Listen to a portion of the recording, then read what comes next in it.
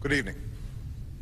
Tonight, I can report to the American people and to the world that the United States has conducted an operation that killed Osama bin Laden, the leader of al-Qaeda, and a terrorist who's responsible for the murder of thousands of innocent men, women, and children.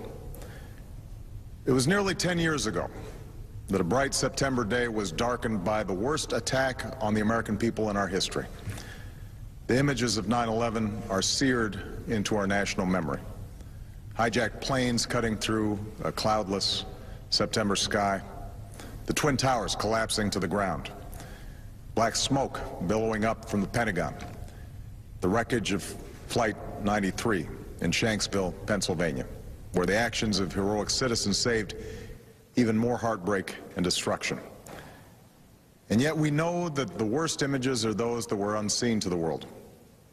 The empty seat at the dinner table, children who were forced to grow up without their mother or their father, parents who would never know the feeling of their child's embrace, nearly 3,000 citizens taken from us, leaving a gaping hole in our hearts.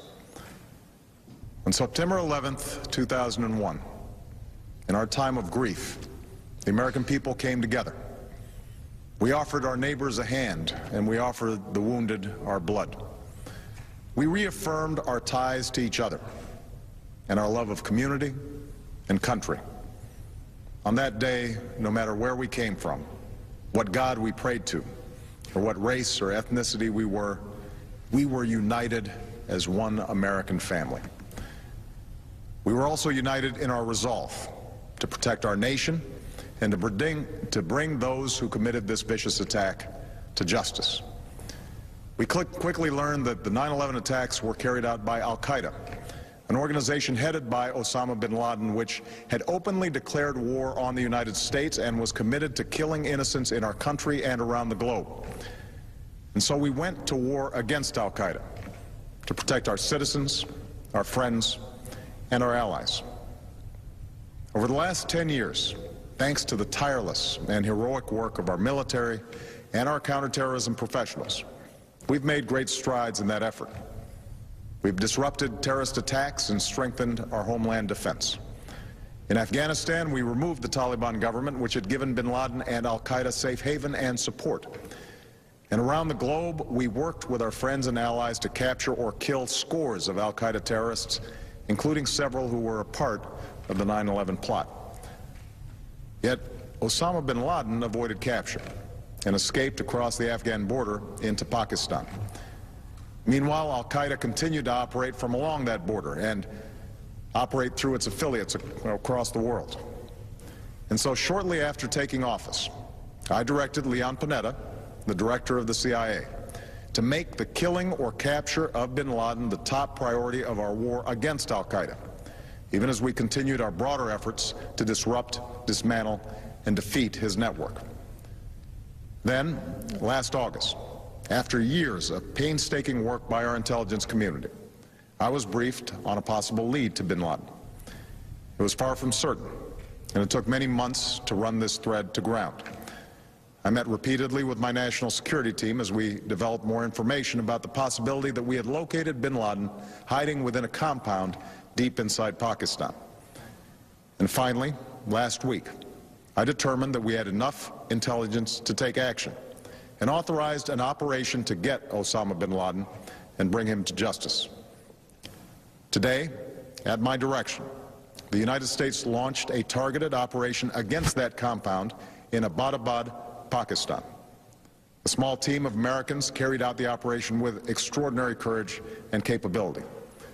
No Americans were harmed. They took care to avoid civilian casualties. After a firefight, they killed Osama bin Laden and took custody of his body. For over 2 decades, bin Laden has been al-Qaeda's leader and symbol, and has continued to plot attacks against our country and our friends and allies. The death of bin Laden marks the most significant achievement to date in our nation's effort to defeat al-Qaeda. Yet his death does not mark the end of our effort. There's no doubt that al-Qaeda will continue to pursue attacks against us. We must, and we will, remain vigilant at home and abroad. As we do, we must also reaffirm that the United States is not and never will be at war with Islam. I've made clear, just as President Bush did shortly after 9/11, that our war is not against Islam. Bin Laden was not a Muslim leader. He was a mass murderer of Muslims. Indeed, al-Qaeda has slaughtered scores of Muslims in many countries, including our own. So his demise should be welcomed by all who believe in peace and human dignity. Over the years, I've repeatedly made clear that we would take action within Pakistan if we knew where bin Laden was. That is what we've done. But it's important to note that our counterterrorism cooperation with Pakistan helped lead us to bin Laden and the compound where he was hiding. Indeed, bin Laden had declared war against Pakistan as well and ordered attacks against the Pakistani people. Tonight, I called President Zardari, and my team has also spoken with their Pakistani counterparts. They agree that this is a good and historic day for both of our nations. And going forward, it is essential that Pakistan continue to join us in the fight against al-Qaeda and its affiliates. The American people did not choose this fight. It came to our shores and started with the senseless slaughter of our citizens. After nearly 10 years of service, struggle, and sacrifice, we know well the costs of war. These efforts weigh on me every time I, as Commander-in-Chief, have to sign a letter to a family that has lost a loved one, or look into the eyes of a service member who's been gravely wounded. So Americans understand the costs of war. Yet, as a country, we will never tolerate our security being threatened, nor stand idly by when our people have been killed. We will be relentless in defense of our citizens and our friends and allies. We will be true to the values that make us who we are. And on nights like this one, we can say to those families who have lost loved ones to al-Qaeda's terror, justice has been done.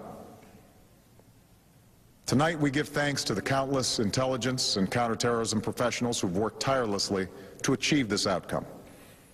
The American people do not see their work, nor know the cause of securing our country is not complete, but tonight we are once again reminded that America can do whatever we set our mind to. That is the story of our history.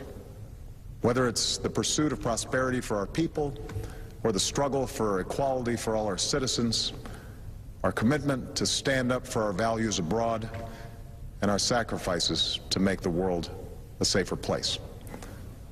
Let us remember that we can do these things not just because of wealth or power, but because of who we are. One nation, under God, indivisible, with liberty and justice for all. Thank you. May God bless you. And may God bless the United States of America.